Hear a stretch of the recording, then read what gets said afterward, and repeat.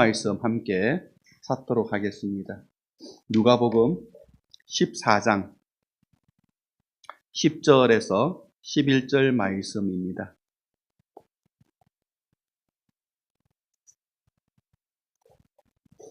누가복음 14장 10절에서 11절 말씀 다 찾으신 줄 알고 우리 같이 한 목소리로 봉독하겠습니다. 청함을 받을 때에 차라리 가서 끝자리에 앉으라. 그러면 너를 청한 자가 와서 너더러 보시어 올라 앉으라 하리니 그때야 함께 앉은 모든 사람 앞에서 영광이 있으리라. 무릇 자기를 높이는 자는 낮아지고 자기를 낮추는 자는 높아지리라. 아멘. 신분이 변하면은 그 신분에 맞게 행동을 이제 해야 됩니다. 오늘 예수님을 믿는 우리는 누구인가? 하나님의 자녀이죠. 그러면은 하나님의 자녀다운 생각을 하고 하나님의 자녀다운 행동을 해야 합니다. 그러면 어떻게 살아가는 것이 하나님의 자녀다운 모습일까? 오늘 우리가 12장, 13장, 14장을 통해서 함께 나누고자 합니다. 우선 12장 말씀 보실까요? 12장 1절, 2절, 5절 말씀 우리 같이 봉독토록 하겠습니다. 12장 1절, 2절, 5절 말씀입니다. 네, 봉독합니다. 그동안에 무리 수만 명이 모여 서로 밟힐 만큼 되었더니 예수께서 먼저 제자들에게 말씀하여 이르시되 바리새인들의 누룩 곧 외식을 주의하라. 감추인 것이 드러나지 않을 것이 없고 숨긴 것이 알려지지 않을 것이 없나니 5절 마땅히 두려워할 자를 내가 너희에게 보이리니 곧 죽인 후에 또한 넌 그를 두려워하라. 내가 참으로 너희에게 이르노니 그를 두려워하라. 하루는 예수님을 보기 위하여 사람들이 구름대같이 몰려들었습니다. 막 서로 밟고 올라설 그런 지경이었습니다. 그런데 갑자기 예수님께서 제자들에게 주의를 돌리시는데 뭐라고 말씀하시냐면은 바리새인들의 누룩 1절에 보시면은 끝에 외식을 주의하라 이렇게 말씀하십니다. 바리새인들의 누룩 외식을 주의하라. 여기서 외식은 뭐냐? 위선이죠. 위선. 위선을 조심해라. 사실 우리가 의식하든 의식하지 않든 자신도 모르게 다른 사람의 시선을 우리는 신경을 씁니다. 그러잖아요. 우리가 다른 사람의 시선을 신경을 쓰면은 평소에 하던 대로 행동하지 않고 그 사람들이 원하는 모습으로 행동을 할 때가 있습니다. 특히 인기가 있으면 더 그렇겠죠. 인기가 있으면은 그 인기를 유지하기 위해서 대중이 원하는 모습으로 이제 자신을 포장합니다. 그게 이제 연예인들의 모습이잖아요. 그런데 그런 대표적인 예가 성경에 나옵니다. 대중들의 기대하는 모습으로 자기를 포장하는 사람. 누구냐? 바로 바리새인입니다. 바리새인들은 원래 이 율법과 전통을 충실히 따르고자 하는 신실한 사람들이었습니다. 그런데 이제 사람들이 바리새인들을 볼 때, 저들은 우리보다 더 경건하고 더 율법도 잘 지키는 사람들이다. 이렇게 생각을 하고 그렇게 여겼습니다. 그러다 보니까 이 바리새인들이 사람들의 기대가 있으니까 그 기대에 맞게 행동을 하는 겁니다. 그래서 경건하다고 하니까 사람들이 어떻게 합니까? 사람들이 보는 앞에서 어디가 사람들이 가장 많습니까? 시장이잖아요. 그 시장에서 기도를 하는 겁니다. 그리고 사람들이 보이도록 금식도 하는 겁니다. 예수님께서 뭐라 하시느냐? 바로 그 위선을 조심해라 라고 하는 겁니다. 그 위선을 조심해라.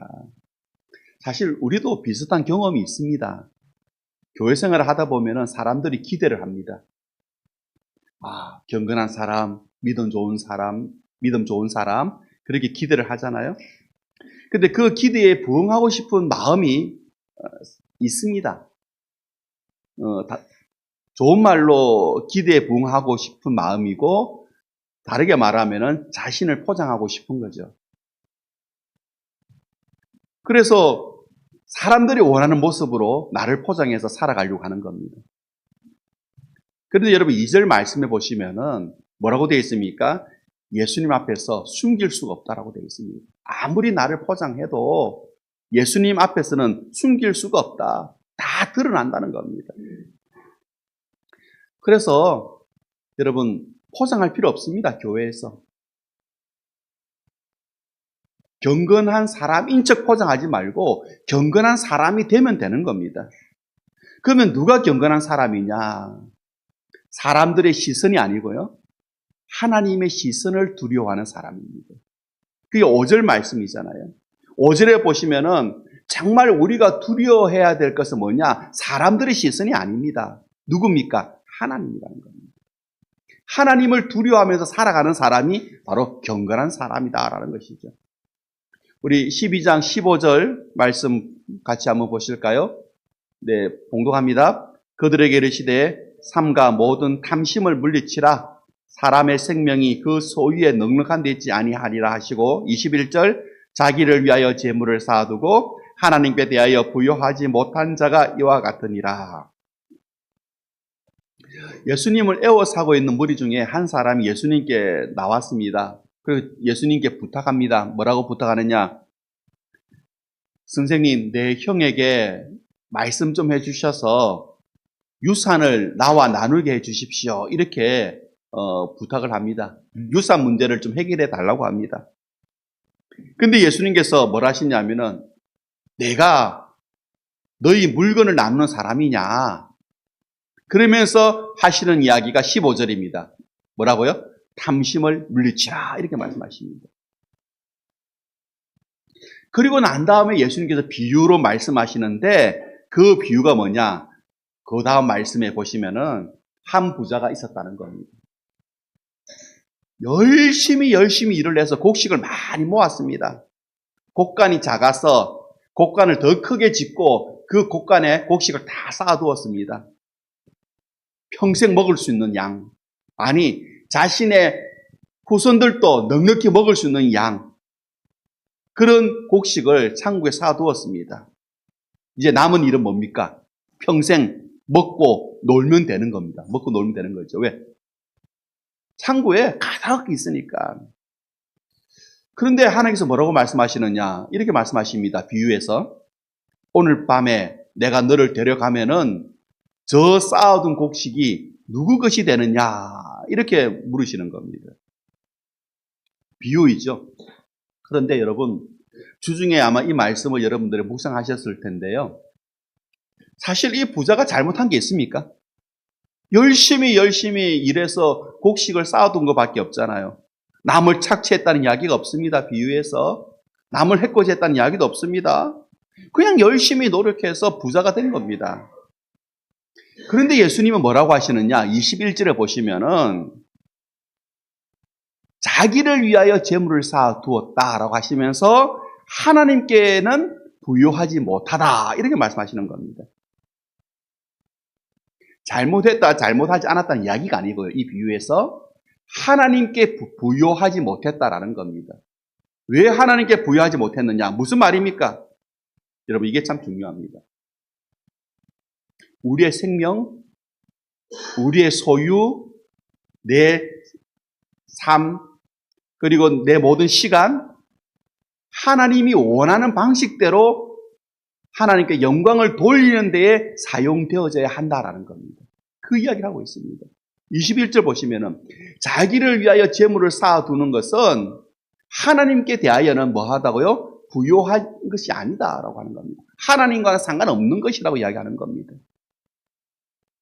다시 말하면은 우리의 모든 것은 하나님의 영광을 위하여서 사용되어져야 한다는 겁니다. 그때에 내 시간과 내 소유와 내 삶 전체가 의미가 있는 것입니다. 그럴 때 우리에게 찾아오는 것이 뭐냐? 바로 평안입니다. 샬롬입니다. 그럴 때 평안이 우리에게 찾아오는 겁니다. 아니 다른 사람이 어떻게 되든지 그냥 악착같이 그냥 나를 위해서 사는 것이 평안한 거 아니냐. 근데 성경은 말합니다. 전도서에 보시면은 그거는 허무한 인생이다. 허무하다라고 이야기합니다. 왜? 그러잖아요. 오늘 비유에서도 하나님께서 오늘 밤에 데려가시면은 무슨 소용입니까? 아무 소용없는 겁니다. 하나님 안에 있을 때에 참된 평안, 샬롬이 있는 것입니다. 우리 13장으로 한번 넘어가 보실까요? 우리 13장에 보시면은 또 다른 비유가 나오는데 6절에서 우리 9절까지 말씀을 같이 한번 읽어보십니다. 이에 비유로 말씀하시되 한 사람이 포도원에 무화과 나무를 심은 것이 있더니 와서 그 열매를 구하였으나 얻지 못한지라. 포도원 지기에게 이르되 내가 3년을 와서 이 무화과 나무에서 열매를 구하되 얻지 못하니 찍어버리라. 어찌 땅만 버리게 하겠느냐. 대답하여 이르되 주인이여 금년에도 그대로 두소서. 내가 두루 파고 거름을 줄이니 이후에 만일 열매가 열면 좋거니와 그렇지 않으면 찍어버리소서 하였다 하시니라. 어떤 비유입니까? 3년 동안 열매를 맺지 못하는 무화과 나무의 비유입니다. 열매를 못 맺으니까 어떻게 하겠습니까? 찍어버리라는 거죠. 그런데 그 순간에 한 번만 더 기회를 달라는 겁니다. 이제 그런 이제 비유죠. 근데 이 6절에서 9절의 이 비유가 앞에 말씀과 좀 연결됩니다. 앞에 1절에서 5절에 보면 두 가지 사건이 있는데 여러분들이 주중에 묵상하셨으니까요. 성경 안 찾고 제가 그냥 설명해 드리겠습니다. 첫 번째 사건은 뭐냐 하면은 갈릴리 사람들 중에서 예루살렘 성전에 제사로 갔다가 총독 빌라도에게 죽임을 당하는 사건이 있었습니다. 예배하러 갔다가 불의의 사고로 죽었다라는 겁니다. 또 하나 사건은 뭐냐? 성전 옆을 지나가다가 성벽이 무너져가지고 18명이 깔려 죽었다는 겁니다. 길 가다가 깔려 죽었다. 억울한 죽음이죠. 근데 왜 이 비유가 있느냐? 당시 유대인들은 생각할 때 인과응보가 뭡니까? 죄를 지었으면 반드시 심판받는다. 이런 사상이 있는 겁니다. 그러면은 예배하러 갔다가 죽었다? 유대인들 생각할 때는 인과응보 뭐죠? 죄가 있으니까 죽었겠지. 길 가다가 억울하게 죽었다? 유대인들 뭐라 생각합니까? 죄가 있으니까 죽었겠지. 모든 게 죄 때문이라고 생각하는 겁니다. 근데 5절에 보시면 예수님께서 뭐라고 하시느냐? 회개하지 않으면은 이처럼 망한다라고 이야기하십니다. 죽은 사람이나 산 사람이나 무엇이 중요하냐? 회개가 중요하다. 산 사람이나 죽은 사람이나 뭐가 필요하다고요? 회개가 필요한 뭐라고요? 죄인이다. 죄가 있어서 죽었고 죄가 없어서 산 것이 아니고 그렇게 억울하게 죽은 사람이나 지금 호흡하고 있는 너희들이나 다 뭐가 필요하다고요? 회개가 필요한 뭐라고요? 죄인이다. 다 죄인이라고 이야기하시는 겁니다. 그러니까 회개가 필요하다는 거죠. 근데 회개하지 않는다. 그게 바로 오늘 이 비유인 겁니다. 6절에서 오늘 9절의 비유입니다. 회개하지 않는다. 뭐와 같으냐? 열매 없는 무화과와도 같다라고 이야기하는 겁니다. 열매 없는 무화과 나무와 같다. 그러면 회개하지 않는 삶이 열매 없는 무화과 나무와 같다면은 그러면은 어떻게 합니까? 심판 받아야죠. 그러니까 찍어버리려고 하는 겁니다. 찍어버려야겠다. 그런데 하나님께서 기회를 주시는 겁니다. 하나님의 은혜로 기회가 주어집니다. 하나님께서 연장해 주시는 겁니다. 좀 기다려 보겠다. 오늘 이 시대가 하나님께서 당장 심판할 수 있는 그런 시대이지만은 왜 심판이 없느냐? 아직. 왜 주님 안 오시느냐? 뭐죠? 하나님께서 기다리시는 겁니다. 조금이라도 더 회개하고 돌아오기를 하나님께서 기다리시는 겁니다. 이렇게 하나님께서 우리 주신 은혜, 값없는 은혜 속에 우리가 살아가고 있는데 그 은혜를 오늘 이어서 말씀해 보시면은 한 여자를 통해서 구체적으로 드러납니다. 그게 13장 11절에서 16절 말씀인데요. 이제 우리가 성경을 12장부터 14장 통독하잖아요. 여러 사건들이 있지만은 결국은 흐르는 주제가 분명히 있습니다. 자, 은혜에 관한 이야기를 하시는 거죠. 우리 회개를 하지 못하는 삶, 우리는 무화과 나무와 같은 삶을 살아서 찍어버림을 당할 수밖에 없지만은 은혜로 우리가 지금 연장되어 살아가잖아요. 그 은혜를 오늘 한 여인을 통해서 다시 한번 말씀하시는 겁니다. 그게 11절부터 16절인데요. 같이 봉독합니다. 18해 동안이나 귀신 들려 앓으며 꼬부라져 조금도 펴지 못하는 한 여자가 있더라. 예수께서 보시고 불러 이르시되 여자여 너가 내 병에서 놓였다 하시고 안수하시니 여자가 곧 펴고 하나님께 영광을 돌리는지라. 회당장이 예수께서 안식일에 병 고치시는 것을 분내어 무리에게 이르되 일할 날이 엿새가 있으니 그동안에 와서 고침을 받을 것이요 안식일에는 하지 말 것이니라 하거늘 주께서 대답하여 이르시되 외식하는 자들아 너희가 각각 안식일에 자기 소나 나귀를 외양간에서 풀어내어 이끌고 가서 물을 먹이지 아니하느냐. 그러면 18해 동안 사탄에게 매인받은 이 아브라함의 딸을 안식일에 이 매임에서 푸는 것이 합당하지 아니하냐. 한 여자가 18년 동안 귀신에 들려가지고 귀신 때문에 지금 고통당하고 있습니다. 근데 예수님께서 이 여인을 고쳐주시는데 언제냐? 바로 안식일이었다는 겁니다. 안식일. 근데 안식일은 여러분 유대인들은 어떻게 생각합니까? 아무것도 하지 않는 날이잖아요. 그러니까 병을 고쳐서는 안 되는 겁니다. 그런데 예수님께서 그 안식일에 그것도 유대인들의 중심이었던 회당에서 귀신 들린 여자를 고쳐주십니다. 유대인들의 전통을 파괴하신 겁니다. 유대인들이 그 전통을 지키려고 얼마나 노력하는데 그 노력을 예수님께서 비웃으신 겁니다. 그 회당에서 그 안식일에 귀신 들린 여자를 고쳐주셨다는 겁니다.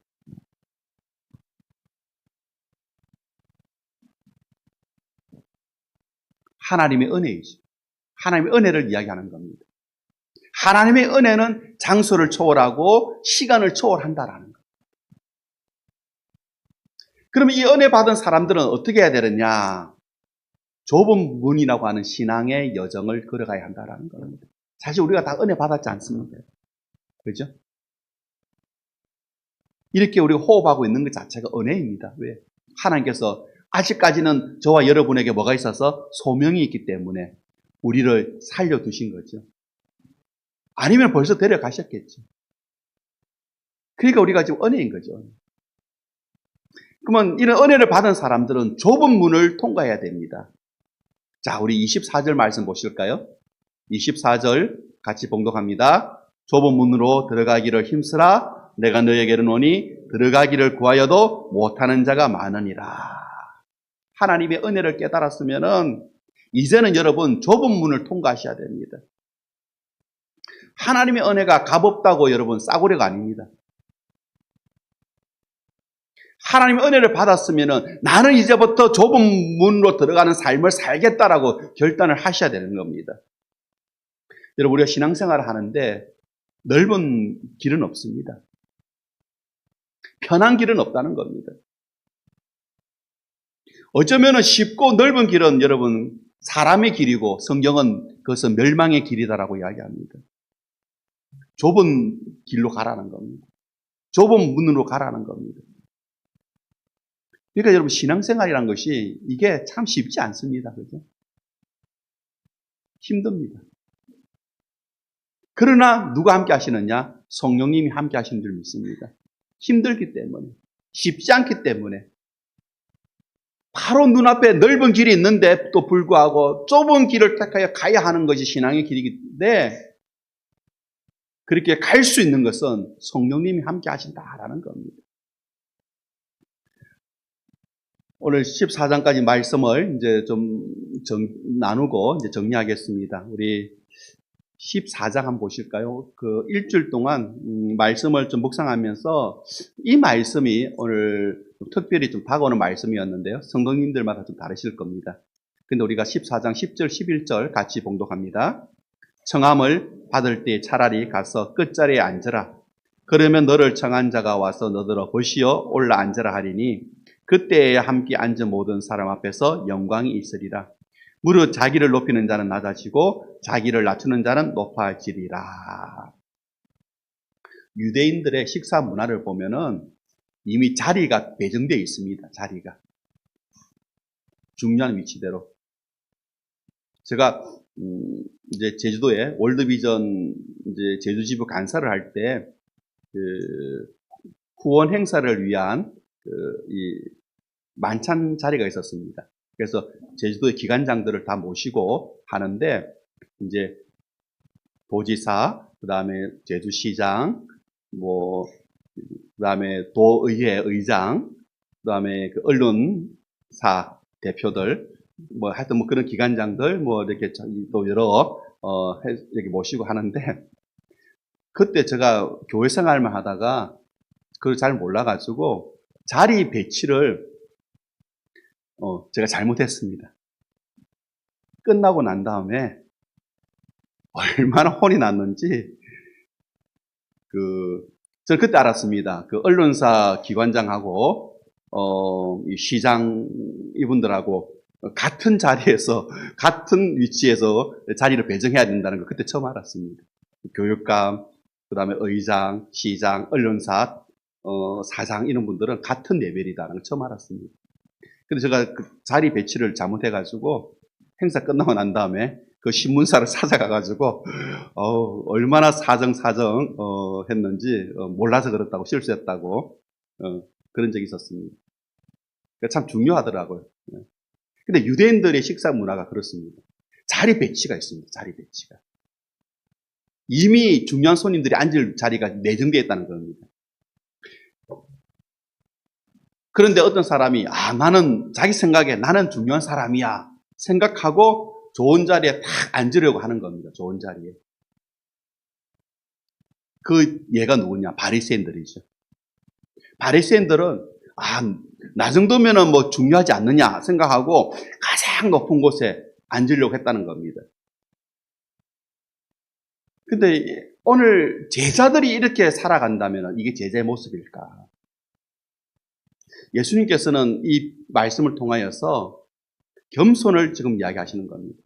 11절에 보시면은 뭐라고 하십니까?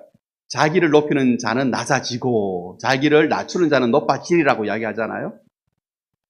겸손한 자가 낮아지는 자가 높아진다라는 겁니다. 근데 여기 보면은 높아지리라라고 이야기하니까 누군가가 높여준다는 겁니다. 누가 높여줍니까?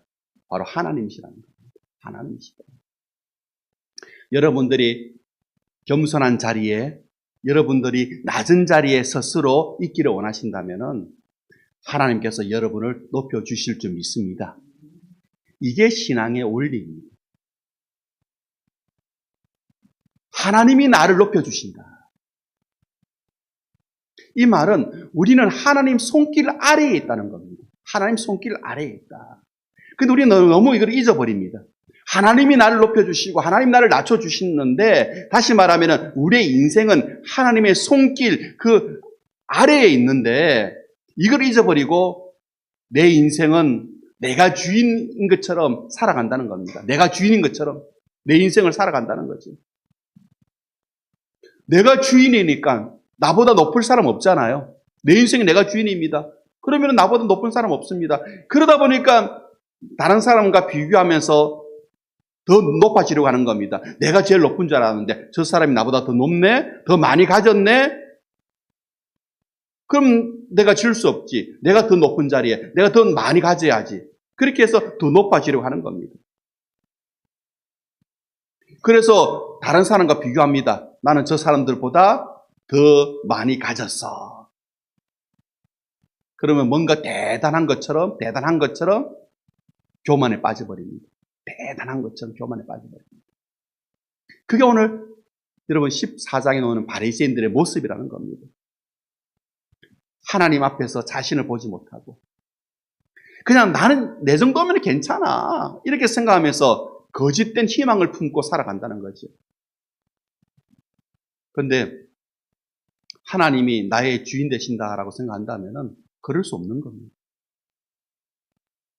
여러분, 내가 어떤 위치에 있는지, 내가 어떤 높이에 있는지, 여러분 그거 중요하지 않습니다. 그러잖아요. 내가 어떤 위치에 있는지, 내가 어떤 사람과 함께 있는지, 그때 내 높이가 어느 위치에 있는지, 여러분 그게 뭐가 중요합니까? 세상 사람들이 나를 보는 거, 그들이 나를 평가하는 거, 그들이 가치 있다고 생각하는 거, 세상 사람들이 가치 있다고 생각하는 거 있잖아요. 여러분 그거 중요하지 않습니다. 그게 뭐가 중요합니까? 우리의 주인은 하나님이십니다. 하나님의 평가가 중요하다는 겁니다.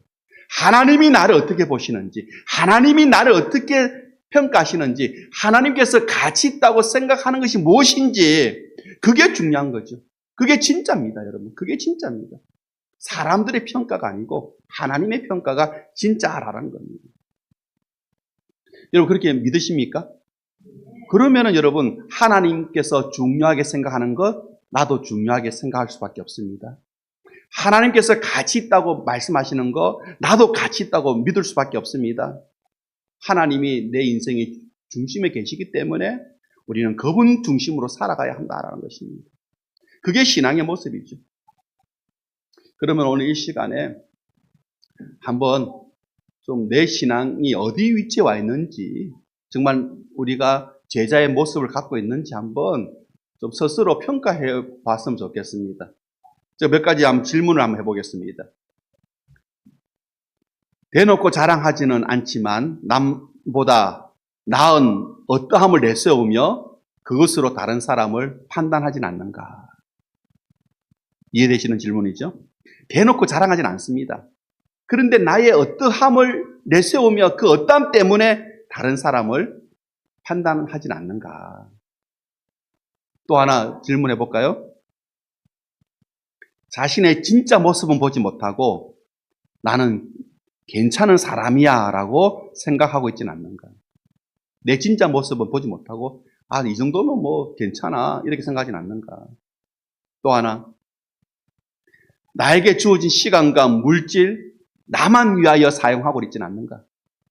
내 것인데 내 마음대로 써야지, 그거죠. 내 시간, 내 소유 나만 위해서 쓴다는 겁니다. 또 하나 질문해 볼까요? 내 인생에서 가장 중요한 것은 내 자신이다. 여러분 그렇게 생각하십니까? 내 인생에서 내가 제일 중요하다. 나를 위해서 다른 모든 것이 존재한다. 이렇게 생각한다는 겁니다. 나를 위해서 다른 모든 것이 존재한다.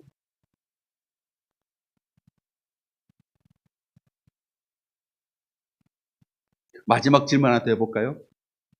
예수님을 주님이라고 부르지만 중요할 때는 내가 주인 되어서 생각하고 판단하고 결정하지는 않는가? 예수님을 주님이라고 하는데 주님이란 말은 나의 주인이란 말이잖아요. 그럼 우리는 주인의 뜻대로 살아가야 되는데, 근데 중요한 문제에 있어서는 내가 주인이 되어서 내 생각, 내 판단, 내 결정대로 한다는 겁니다. 오늘 우리의 삶에서 가장 높은 자리가 어디입니까? 여러분의 삶에서 가장 높은 자리가 어디입니까? 그 자리에 누가 앉아 있습니까? 여러분입니까? 아니면 주님이십니까?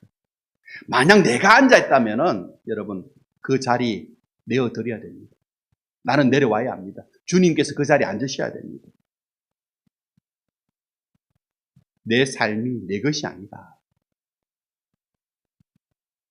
여러분 그렇게 생각할 때 내 삶의 방식, 세상을 보는 눈이 여러분 주님 중심으로 바뀌어지는 겁니다. 세상 보는 눈이 다 바뀌어지는 겁니다. 이번 한 주 오늘 이 말씀을 따라서 오늘 주님의 시선을 가지고 주님께서 가치 있다고 여기는 것, 나도 가치 있다고 생각하시면서 오늘 한 주간 살아가는 성도님들 다 되시기를 축복합니다. 기도하겠습니다.